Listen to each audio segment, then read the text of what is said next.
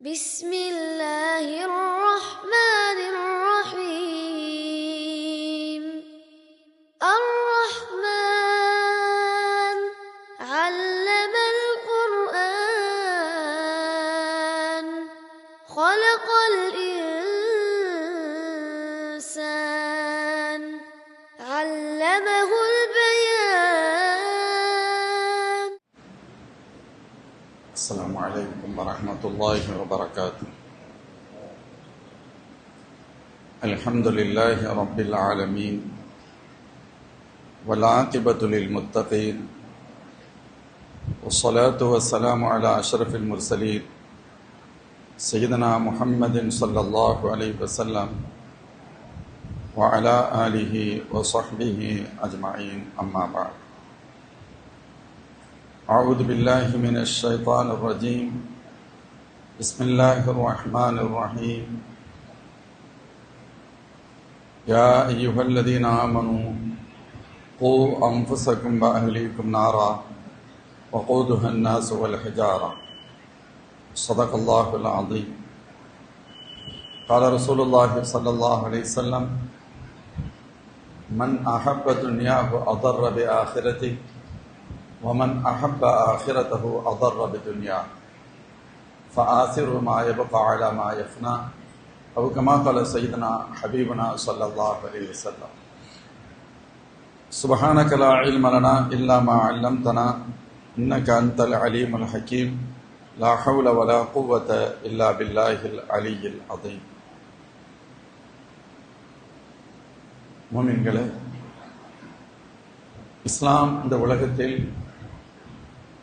நிலைநிறுத்திய முக்கியமான கோட்பாடுகளில் ஒன்று மறுமையின் மீது உண்டான நம்பிக்கை.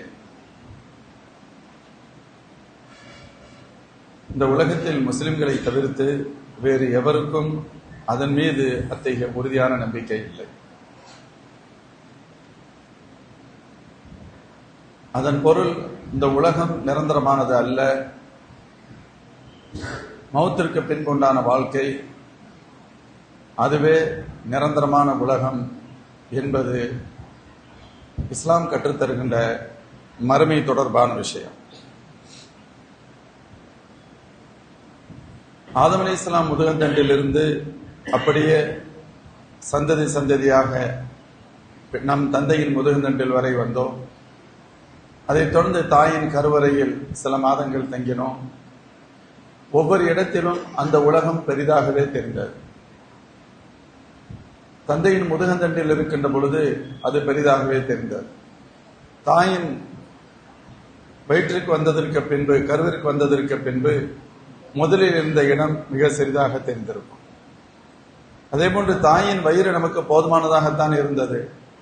இந்த உலகத்திற்கு வந்ததற்கு பின்புதான் தெரிகிறது அது எவ்வளவு மிக குறுகிய இடம் அதில் நாம் இருந்தோம் என்று. எப்படி இதற்கு முன்னால் உள்ள சிறியது அதற்கு பின்னால் உண்டான வாழ்க்கைக்கு பின்புதான் தெரியுமோ, அதே போன்றுதான் மறுமையை நாம் சந்திக்கின்ற பொழுதுதான் இந்த உலகம் எவ்வளவு அற்பமானது என்பது நமக்கு புரிய வரும். மேலும் இது ஒரு வாழ்க்கையின் தொடர்ச்சி. மௌத்தை கொண்டுதான் ஒரு மூமினுடைய வாழ்க்கை, மௌத்தை கொண்டு மூமினின் வாழ்க்கை நிறைவு பெறுவதில்லை, மாறாக மௌத்தை கொண்டுதான் ஒரு மூமினின் வாழ்க்கை தொடங்குகிறது என சொல்வார். அதற்கு பின்புண்டான வாழ்க்கை நிரந்தரமான வாழ்க்கை. இந்த அடிப்படையான கருத்தை குர்ஆன் ஆழமாக போதித்தது. இதை குர்ஆன் இறங்கிய காலம் அரபு மக்களால் இதை ஏற்றுக்கொள்வது மிகச் சிரமமாக இருந்தது. மக்கள் அதை ஆட்சேபித்தார்கள். அது எப்படி முடியும் என்று கேட்டார்கள். சூரே வாக்கியா போன்ற அத்தியாயங்களில் அல்லாஹ் சொல்வான்: வகானு யகூலூன் அஇதா மித்னா குன்னா துராபம் வஇதாமன் அஇன்னா லமபூஸூன் அவ ஆபாஉனல் அவ்வலூன். அந்த மக்கள் கேட்கிறார்கள், நாங்கள் இறந்து மண்ணோடு மண்ணாகி மக்கி போனதற்கு பின்பு நாங்கள் எழுப்பப்படுவோமா, எங்களுடைய முன்னோர்களுமா எழுப்பப்படுவார்கள் என்று ஆச்சரியத்தோடு கேட்கிறார்கள் என்று கூறுகின்ற வசனம். அதை தொடர்ந்து அல்லாஹ் நபி ஸல்லல்லாஹு அலைஹி வஸல்லம் சொல்கிறான், யா ரசூலல்லாஹ் அவர்களுக்கு நீங்கள் சொல்லுங்கள், قل إن الأولين والآخرين لمجموعون إلى ميقات يوم معلوم. ஆம், உண்மைதான். முன்னோரும் பின்னோரும் எல்லோரும் அந்த வாக்களிக்கப்பட்ட நாளில் நீங்கள் ஒன்று சேர்க்கப்படுவீர்கள் என்று யா ரசூலல்லாஹ் நீங்கள் சொல்லுங்கள் என்று அல்லாஹ் சொல்கிறான். மேலும் இறந்து மண்ணோடு மண்ணாகியதற்கு பின்பு எழுப்பப்படுதலை ஆச்சரியமாக பார்க்கின்ற அந்த மக்களை பார்த்து குர்ஆனின் பல்வேறு வசனங்கள் அதற்கு பதிலளிக்கின்ற விதத்தில் சொல்லும். நீங்கள் எப்படி படைக்கப்பட்டீர்கள் என்பதை அது விளக்குகிறது. யா அய்யுஹன்னாஸ் இன் குன்தும் ஃபீ ரைபின் மினல் பஅஸ், நீங்கள் மரணித்ததற்கு பின்பு உங்களை எழுப்புவோம் என்பதில் உங்களுக்கு ஒருவேளை சந்தேகமும் ஐயமும் இருக்குமானால் நீங்கள் யோசித்து பாருங்கள். ஃபைன்னா ஹலக்னாக்கும் மின் துராப், உங்களை ஆரம்பத்தின் மண்ணிலிருந்து படைத்தோம். உங்களுடைய தந்தை ஆதம் அலைஹிஸ்ஸலாம் மண்ணிலிருந்து படைக்கப்பட்டார். சும்ம மின் நுத்ஃபா, அதற்கடுத்த மனித சமுதாயத்தை விந்து துளியிலிருந்து நாம் உருவாக்கினோம். சும்ம மின் அலகா, அந்த விந்து துளி அதற்கடுத்து இரத்த கட்டியாக மாறியது.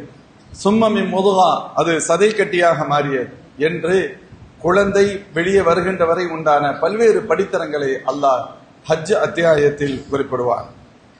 மேலும் அல் கியாமா அத்தியாயத்தில், இந்த அத்தியாயத்தில் அல்லாஹ் சொல்லிவிட்டு எதுவுமே இல்லாமையில் இருந்த உங்களை இப்படி கொண்டு வந்த ரப்பிற்கு ஒரு பெரிய உடலை அடக்கம் செய்ததற்கு பின்போ அல்லது உங்களை எரிக்கப்பட்டதற்கு பின்போ மீண்டும் உருவாக்குவதில் அவனுக்கு என்ன சிரமம் இருக்கும் என்று அல்லாஹ் பல வசனங்களில், இது மட்டுமல்ல குர்ஆன் ஷரீஃப்ல நிறைய வசனங்கள், சூரத்து யாசின் போன்ற வசனங்களில் எல்லாம் அல்லாஹ் கேட்பான். குல் யுஹ்யீஹா அல்லதீ அன்ஷஅஹா அவ்வல மர்ரா, யாசினுடைய கடைசி பகுதி வசனம். குல் யுஹ்யீஹா அல்லதீ அன்ஷஅஹா அவ்வல மர்ரா, உங்களை ஆரம்பத்தில் படைத்தானே அந்த ரப்பு மீண்டும் உங்களுக்கு உயிர் கொடுத்து உங்களை எழுப்புவான் என்று நீங்கள் சொல்லுங்கள் என அல்லாஹ் நபி ஸல்லல்லாஹு அலைஹி வஸல்லம் சொல்ல சொல்வான். அல் கியாமா அத்தியாயத்தில் அல்லாஹ் கூறுகின்ற பொழுது பலா காதிரீன் அலா அன் நுஸவ்விய பனானா, கை விரல்களில் இருக்கக்கூடிய அந்த கை விரல் நுனிகளை கூட அல்லாஹ் சரி செய்து விடுவான், நாம் அதை சரி செய்வதற்கு ஆற்றல் மிக்கவர்கள் என்று அல்லாஹ் குறிப்பிடுகிறான். அதாவது இந்த முழு உடல் ஏதோ ஒரு உடல் எழுப்பப்படும் என்று நீங்கள் கருதி விடாதீர்கள். அல்லாஹ் எவ்வளவு பேராற்றல் மிக்கவன் என்று சொன்னால் விரலில் இருக்கக்கூடிய ரேகைகளை கூட அழியாமல் ரப்பு கொண்டு வருவான் என்பது அதற்கு பொருள். மனிதர்கள் லட்சம் கோடிக்கணக்கான மனிதர்கள், பல நூறு கோடி மக்கள் வாழ்கின்ற மக்கள் கிட்டத்தட்ட 700 கோடி என்று சொன்னால் எத்தனை 700 கோடி இந்த உலகத்தில் மறைந்திருக்கிறது, மௌத்தாய் இருக்கிறது. இன்னும் எத்தனை 7000 கோடிகள் வர இருக்கின்றன. இவர்கள் ஒவ்வொருவருக்கும் அதனுடைய கை விரல் ரேகை மாறுபட்டு இருக்கும். அதனால்தான் ரேகை வைக்க சொல்றான், ரேகை மாறுபடும். அல்லாஹ் சொல்கிறான் பலா காதிரீன் அலா அன் நுஸவ்விய பனானா, அந்த விரல் நுனிகளில் இருக்கக்கூடிய மிக மிக மைனூட்டான அந்த மைக்ரோ லெவலில் இருக்கக்கூடிய அடையாளங்களை கூட கொண்டு வருவோம், அதை நாம் முடியும் என்று அல்லாஹ் சூரத்துல் கியாமாவில் குறிப்பிடுகிறான். அதனால் தான் மற்றவர்கள் எல்லாம் இறந்தவர்கள் மண்ணோடு மண்ணாகி மக்கி போவார்கள் என்று கூறுகின்ற பொழுது குர்ஆன் அவர்கள் மீண்டும் எழுப்பப்படுவார்கள் என்று சொன்னது, இந்த நம்பிக்கை முஸ்லிம்களிடத்தில் உறுதியாக இருக்கிறது. இதை அல்லாஹ்வுடைய வசனமே சொல்லும். வபில் ஆகிரத்துஹும் யூகினூன், மூமின்கள் இதை உறுதியாக நம்புகிறார்கள், அவர்களுக்கு துளியளவும் சந்தேகம் இல்லை. மறுமையை பற்றியுண்டான மூமின்களின் நம்பிக்கை, தங்களுடைய கல்வி, தங்களிடம் இருக்கக்கூடிய காசு, பணம், செல்வாக்கு, அந்தஸ்து, இவைகள் மீது எவ்வளவு நம்பிக்கை இருக்கிறதோ இதை விட கூடுதலான நம்பிக்கை அவர்களுக்கு மறுமையின் மீது இருக்கிறது.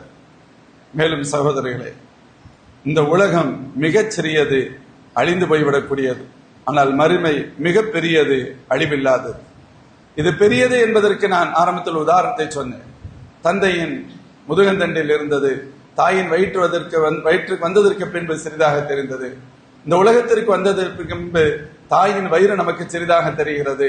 இதே போன்றுதான் மறுமை பிரம்மாண்டம் மிக்கது. அது நாம் சென்றதற்கு பின்புதான் தெரியும் இந்த உலகத்தில் எவ்வளவு ஒரு சிறிய புள்ளியில் நாம் வாழ்ந்திருக்கிறோம் என்று. மேலும் அது மட்டுமல்ல, இந்த உலகம், இதில் ஒவ்வொருவருக்கும் ஒரு குறிப்பிட்ட காலம். இன்னைக்கு இப்ப 2 ஜனாசா வந்திருக்கு, நேற்று வரை வாழ்ந்து கொண்டிருந்தார்கள், ஒரு குறிப்பிட்ட டைம் முடிகிறது, இறந்து போய்விட்டார்கள். நேற்று சிலரை அடக்கம் செய்தோம், நேற்றுக்கு முந்தைய தினம் சிலரை அடக்கம் செய்தோம், இன்றைக்கு சிலரை அடக்கம் செய்வோம், நாளை சிலரை அடக்கம் செய்வோம்.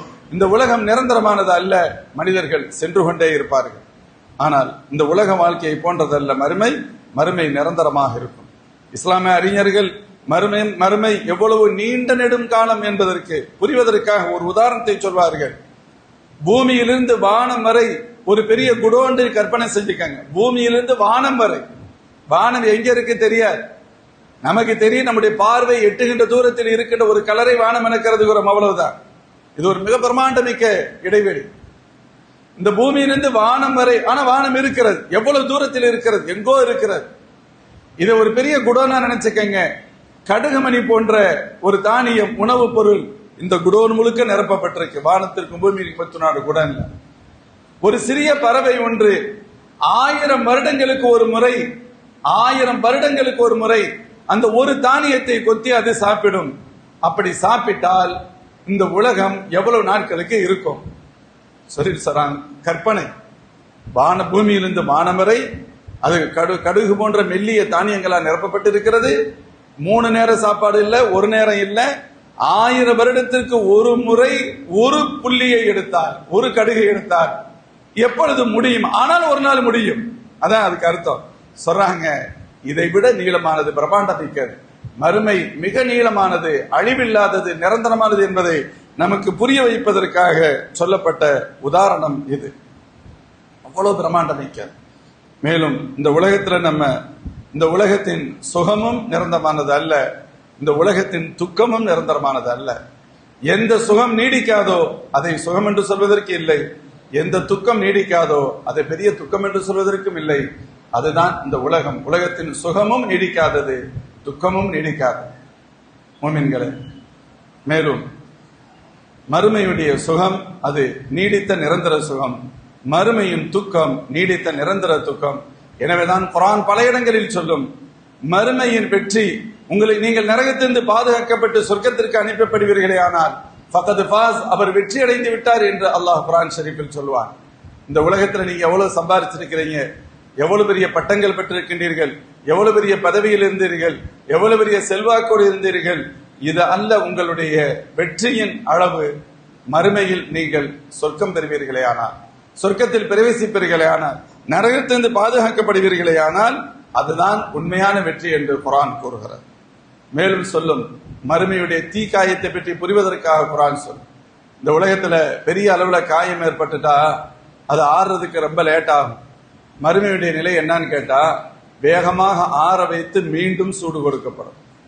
இன்னல்லதீன கஃபரூ பிஆயாத்தினா ஸௌஃப நுஸ்லீஹிம் நாரா குல்லமா நதிஜத் ஜுலூதுஹும் பத்தல்நாஹும் ஜுலூதன் கைரஹா. அல்லாஹ் குர்ஆன்ல ஒரு இடத்துல சொல்றான், தவறு செய்த ஈமான் இல்லாமல் வாழ்ந்த அந்த மக்கள் நரகத்தில் தண்டிக்கப்படுவார்கள். நரகத்தின் அந்த நெருப்பினால் அவருடைய உடல்கள் வெந்து அப்படியே பஸ்பமாகிவிடும், ஒண்ணுமில்லாம ஆயிரும். ஆனா அதற்கு அடுத்து பத்தல்நாஹு ஜுலூதன் கைரஹா, புதிய உடலை அவர்களுக்கு நாம் தருவோம், மீண்டும் அவர்களை நாம் அந்த நெருப்பில் போடுவோம் என்று அல்லாஹ் குறிப்பிடுகிறான். அல்லாஹ் பாதுகாக்க வேண்டும். எனவேதான் குர்ஆன் மறுமையுடைய விஷயத்தில் மூமின்களே ஞாபகமாக இருங்கள், மறுமையை மறந்து விடாதீர்கள் என்று நமக்கு குர்ஆனும் அல்லாஹும் அல்லாஹ்வுடைய ரசூல் ஸல்லல்லாஹு அலைஹி வஸல்லம் சொல்லிக் கொண்டே இருக்கிறார்கள். இது பொதுவா மற்றவங்கள்ட்ட இந்த சிந்தனை இல்ல, மூமின்கிட்ட மட்டுமே இந்த உயர்வான எண்ணம் உண்டு, மறுமையின் உண்டான ஆழமான நம்பிக்கை உண்டு. எந்த அளவுக்கு என்று யூத கிறிஸ்தவர்களிடத்தில் ஓரளவு இருக்க வேண்டும், அங்கு கூட இல்லாமல் போய்விட்டது என்பதுதான் ஆச்சரியம். மற்றவர்களை சொல்ல வேண்டியதே இல்லை. அல்லாஹ் ஜல்ல ஷானு வ தஆலா மூமின்களுடைய உள்ளத்தில் அந்த ஈமானை, மறுமை கண்டிப்பாக உண்டு என்ற நம்பிக்கையை ஆழமாக வைத்திருக்கிறான். அதை நாம் பாதுகாப்பதும் அதை புரிந்து நடந்து கொள்வதும் தார்மீக கடமை. மறுமை நினைவில் இருப்பதால், மறுமையுடைய சிந்தனை நமக்கு தொடர்ந்து ஞாபகத்தில் இருப்பதால் ஏற்படக்கூடிய நன்மைகள் 2 என சொல்லப்படும். பொதுவாக ஒன்று, நன்மைகள் அதிகம் செய்ய ஆர்வம் வரும். மறுமைன்னு ஒன்று இருக்கின்ற பொழுதுதான் ஆர்வம், நான் எனக்கு சொர்க்கம் வேணும், நாளை மறுமையில் பெருமானார் ஸல்லல்லாஹு அலைஹி வஸல்லம் கூட இருக்கணும் அப்படின்னு சொன்னா அதுக்கு என்ன செய்யறது? ஈமானும் சாலிஹான அமல்கள் இருக்க வேண்டும் என வருகின்ற பொழுது நன்மையான செயல்களை அதிகம் செய்ய வேண்டும் என்ற சிந்தனை வரும். பத்ர் யுத்தம் நடைபெற்றுக் கொண்டிருக்கின்றது. அல்லாஹ்வின் திருத்தூதர் ஸல்லல்லாஹு அலைஹி வஸல்லம் சொல்கிறார்கள், சொர்க்கத்திற்கு நீங்கள் எல்லோரும் விரைந்து செல்லுங்கள். அந்த சொர்க்கத்தின் அகலம் இந்த வானத்திற்கும் பூமிக்கும் மத்தியில் எவ்வளவோ அவ்வளவு அகலமாகும். அகலமே இவ்வளவு பெருசுனா நீளத்தை நீங்கள் கற்பனை செய்து கொள்ளுங்கள் என்ற அர்த்தம்.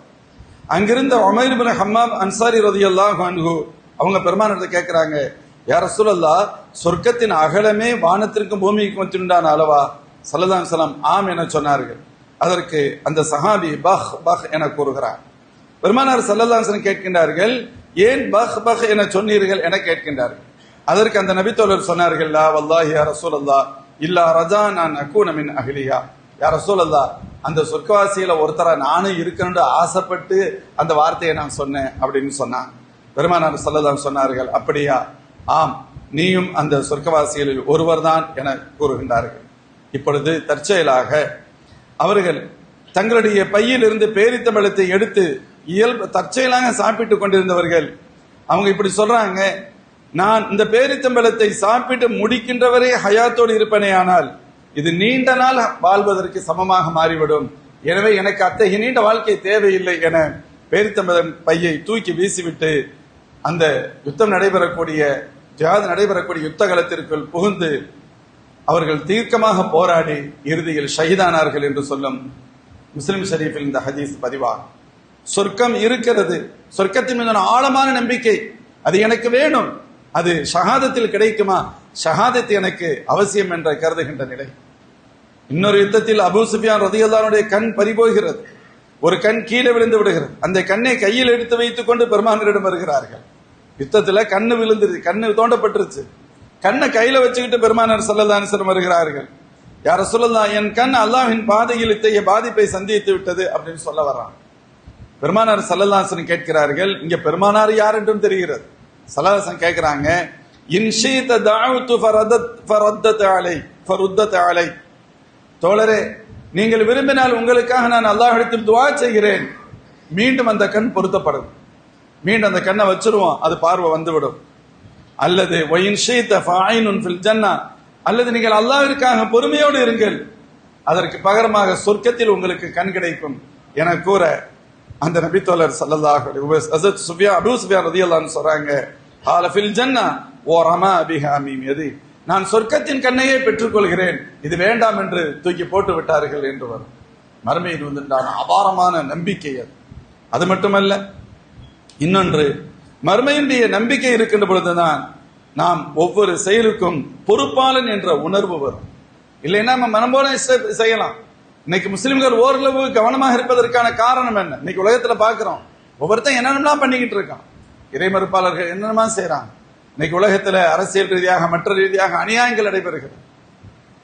இப்ப முஸ்லிம்களும் கூட சில அநியாயங்களை செய்கிறார்கள் என்று சொன்னால் மறுமையின் நம்பிக்கை, மறுமையின் மீது உண்டான ஞாபகம் குறைந்திருக்கிறது என்ற அர்த்தம். நம்பிக்கை என்பதை விட அவர்கள் அதில் கவனக்குறைவாக பொடுபோக்காக இருக்கிறார்கள் என்ற அர்த்தம். மறுமையின் மீது உண்டான நம்பிக்கை இருக்க வேண்டிய அளவிற்கு இருந்தால் ஒவ்வொரு செயலை செய்வதற்கு முன்பும் யோசித்து விட்டுத்தான் செய்வார்கள். காரணம், இது வெறுமனே விடப்பட போவது இல்லை, நான் இதற்கு ரப்பிடத்தில் பதில் சொல்லி ஆக வேண்டும் என்ற உணர்வு, அந்த ரெஸ்பான்சிபிலிட்டி இருக்கும், இந்த பொறுப்புணர்வு கண்டிப்பாக வரும். நான் என் இஷ்டத்துக்கு நடந்துட முடியாது, என் மனைவி நான் அடிமைப்படுத்தி விட முடியாது, என் பெற்றோர்களை நான் உதாசீனப்படுத்த விட முடியாது, வயதில் மூத்தோரை நான் கண்ணியம் இல்லாமல் நடத்திவிட முடியாது, சிறு பிள்ளைகளிடத்தில் இரக்கம் இல்லாமல் நடந்துவிட முடியாது. ஒருவேளை அப்படி நான் செய்தால் இவை ஒவ்வொன்றை பற்றியும் நான் மறுமையில் விசாரிக்கப்படுவேன் என்ற உணர்வு வருகிறது. தீயவர்கள் கூட கொஞ்சம் கவனமாக இருக்கிறார்கள், இல்ல நம்ம வரம்பு மீற இருக்கக்கூடாது, எச்சரிக்கையா இருக்கணும். ஒரு அப்பாவி கஸ்டமர் வருகிறார், பொய் சொல்லி விட்டுவிட முடியும், ஒரு போராட்டம் நடைபெறுகிறது, இல்ல நான் வித்தரலாம், எனக்கு லாபம் கிடைச்சிரும், நான் ரப்பிட்ட போய் நான் எப்படி பதில் சொல்ல முடியும், எனவே அதிலிருந்து அவர் தவிர்த்து கொள்கிறார். உதாரணத்திற்காக இதை சொல்கிறேன். இப்படி மறுமையின் மீதான நம்பிக்கை தான் நம்முடைய ஒவ்வொரு செயலுக்கும் நம்மை செயலிலும் பொறுப்புணர்வை தருகிறார். நான் நாளை மறுமையில் ரப்பிடத்தில் பதில் சொல்ல வேண்டுமே என்ற உணர்வு. மேலும் ஆதலால் தான் மறுமையில் ஒவ்வொரு சிறிய நன்மைக்கும், இந்த உலகத்தில் செய்யக்கூடிய சின்ன சிறு நல்ல அமல்களுக்கும் மறுமையில பெரிய கூலிகளும் உண்டு, அல்லது நாம் நினைக்கக்கூடிய சாதாரணமான ஒரு சிறிய தீமை கூட நாளை மறுமையில் விடப்படாமல் கேள்வி எனக்கு கேட்கப்படும் என்ற நம்பிக்கையை நமக்கு தருகிறது. சலதான் சொல்லுவாங்க, பெருமானார் சலதான் சொல்றாங்கல்ல, பாங்கு சொன்னதற்கு பின், பாங்கு சொல்லும் பொழுது பாங்கு பதில் சொல்லுங்க, பாங்கு சொன்னதுக்கு பின்னால எனக்காக துவா செய்யுங்க, பாங்குடைய துவாவை ஓதுங்க. اللهم رب هذه الدعوة التامة والصلاة القائمة آتي محمد الوسيلة وبعثه مقاما محمودا الذي وعدته. குறைந்தபட்சம் இந்த துவாவை ஓதுங்க. அப்படி நீங்க ஓதிட்டீங்கன்னு சொன்னா நாளை மறுமையில் உங்களுக்கு நான் பரிந்துரை செய்வேன் என்கிறார்கள் ஸல்லல்லாஹு அலைஹி வஸல்லம். இறைநேசர்கள், வலிமார்கள் பாங்குடைய சத்தம் கேட்காதோ அப்படிங்கிற எண்ணத்துல பாங்கு சொல்லப்படுகின்ற நேரத்திற்கு முன்னால் வேகமாக மஸ்ஜிதுக்கு வந்துருவாங்க. பாங்கு சொல்ற சத்தத்தை காதுல கேட்கணும், கேட்டா தானே பதில் சொல்ல முடியும். அதற்கு பதில் சொல்லிவிட்டு இந்த துவாவை செய்ய வேண்டும். அப்பொழுதுதான் என் நபியின் ஷஃபாத்திற்கு நான் தகுதி பெறுவேன். ஒரு சின்னஞ்சிறு அமல் அல்லாஹ்வின் திருத்தூதர் ஸல்லல்லாஹு அலைஹி வஸல்லம் ஷஃபாத்தை பெற்றுத் தருகிறார்.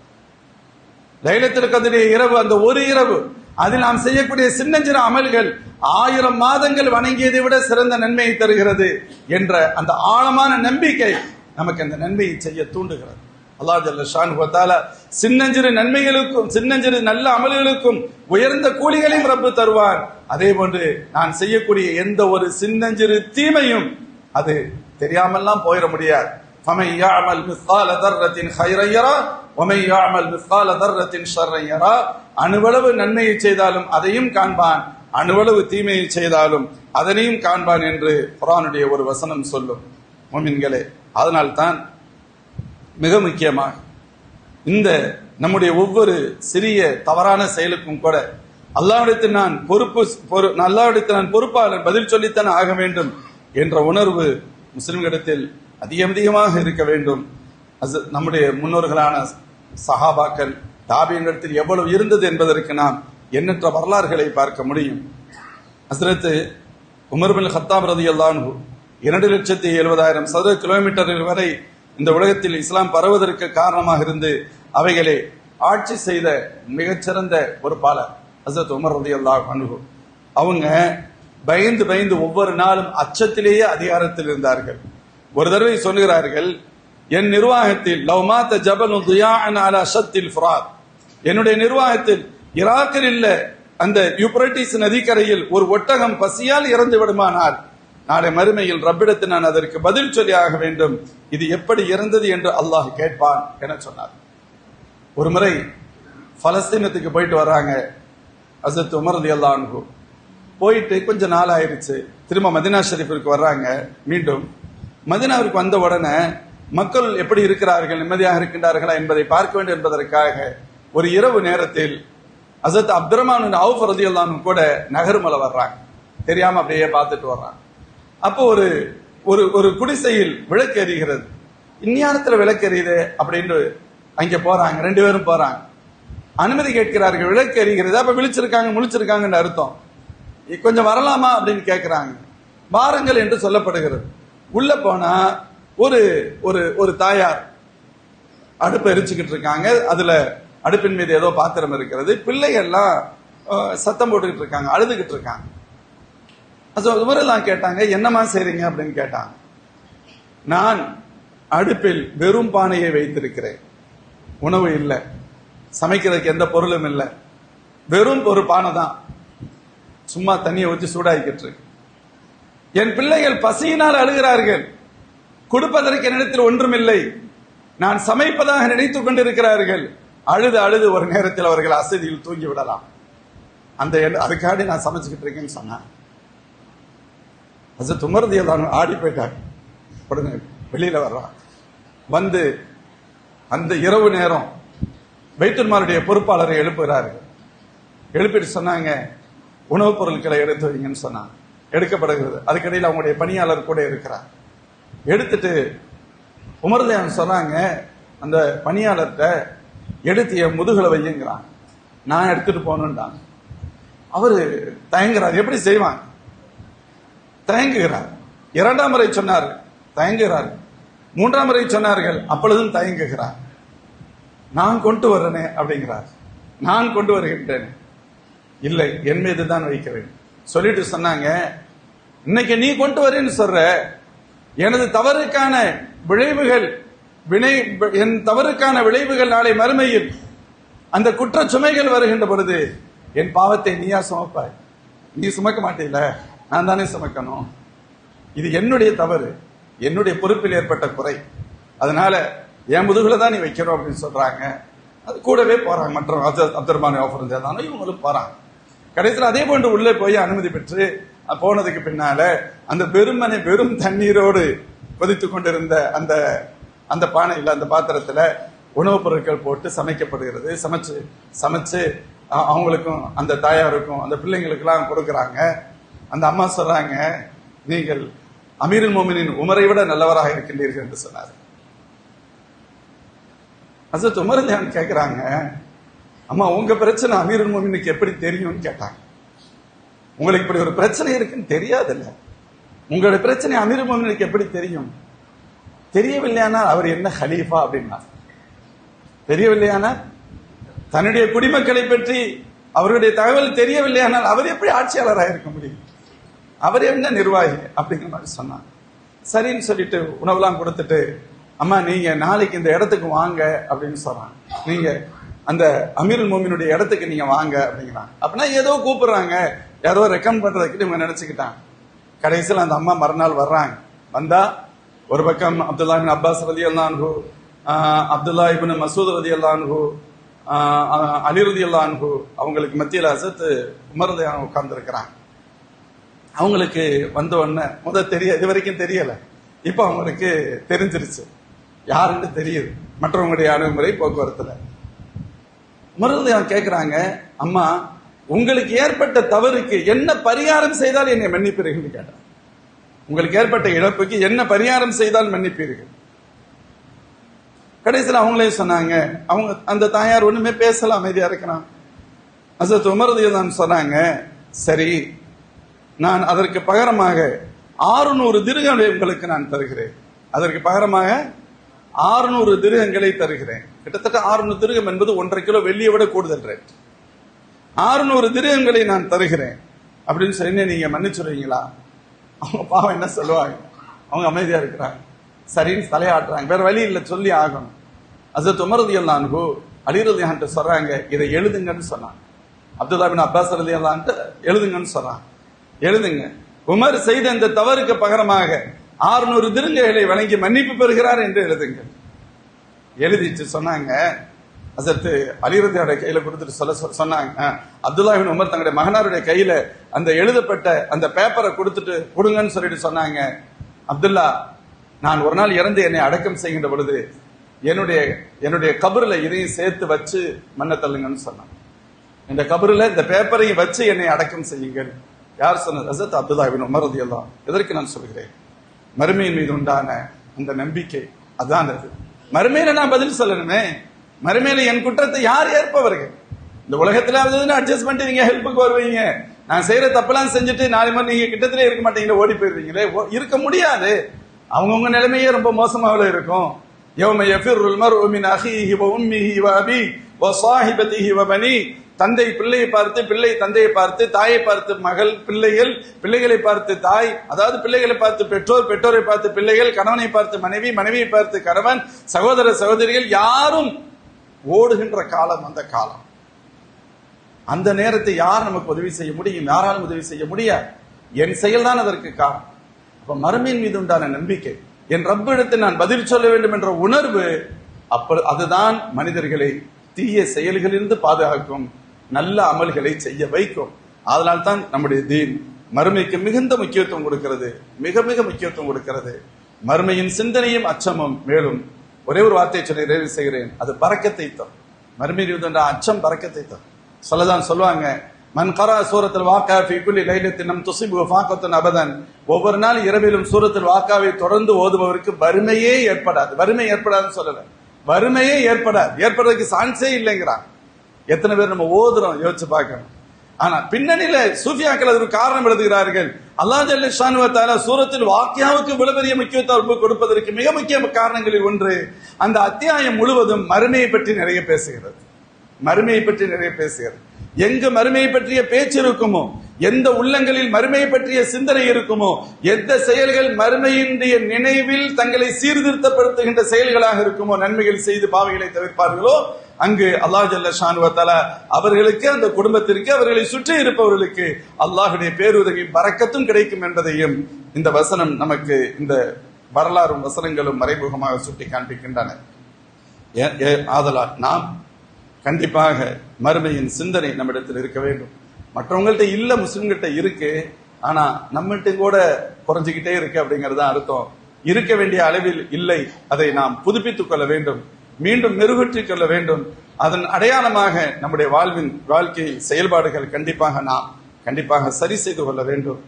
எல்லாம் அல்ல அல்லாஹ் ஷானுஹு வ தஆலா நமக்கும் உலக முஃமின்கள் அனைவருக்கும் மறுமை சிந்தனையை ஆழமாக உள்ளத்தில் விதைத்து அதன் அடிப்படையிலேயே வாழக்கூடியவர்களாக, பொறுப்புகளை உணர்ந்து நடக்கக்கூடியவர்களாக, நன்மைகளை அதிகம் செய்பவர்களாக, பாவங்களை விட்டு விலகி இருக்கும் பாக்கியம் பெற்றவர்களாக அல்லாஹ் ஆக்குவானாக.